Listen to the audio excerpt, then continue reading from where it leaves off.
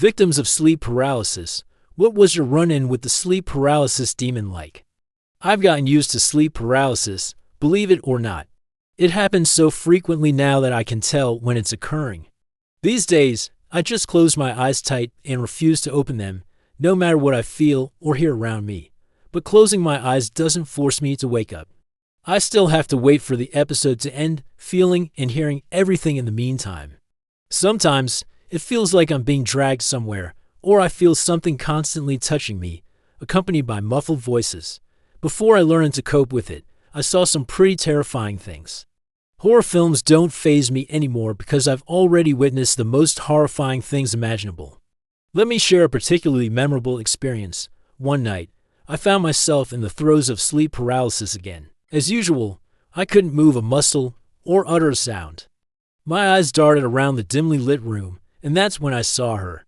A little girl, no older than 7, stood in the corner of my room, staring directly at me. Her eyes were wide and unblinking, and her pale skin seemed to glow in the darkness. At first, I tried to convince myself that she wasn't real, just a figment of my overactive imagination.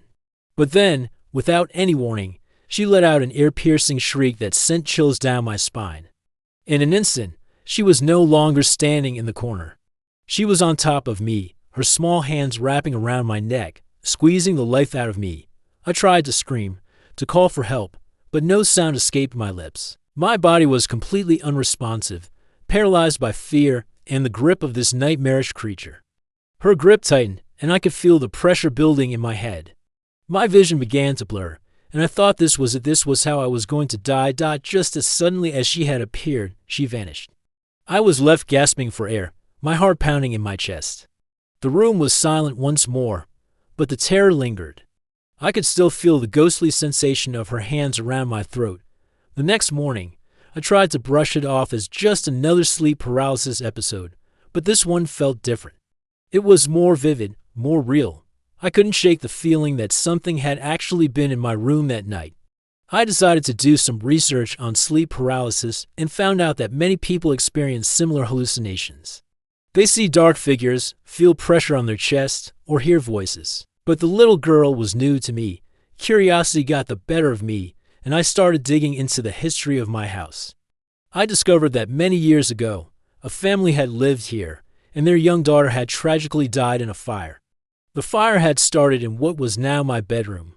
The more I learned, the more convinced I became that the little girl I saw was somehow connected to that tragic event. I decided to set up a camera in my room to see if I could capture any evidence of her presence. For weeks, I recorded every night, but there was nothing out of the ordinary. I started to doubt my own experiences, thinking maybe it was all just in my head.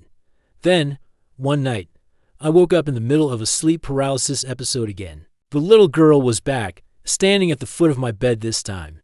I watched in horror as she slowly made her way towards me. I wanted to close my eyes, to block out the sight of her, but I couldn't look away. She climbed onto the bed, and just as she was about to reach me, the paralysis broke, and I sat up, gasping for breath. The next day, I checked the camera footage. My hands trembled as I watched the recording. There she was, a faint, ghostly figure moving across the room towards me. The footage confirmed what I had feared. I wasn't imagining things. I couldn't stay in the house any longer. I packed my things and moved out, leaving the haunted memories behind.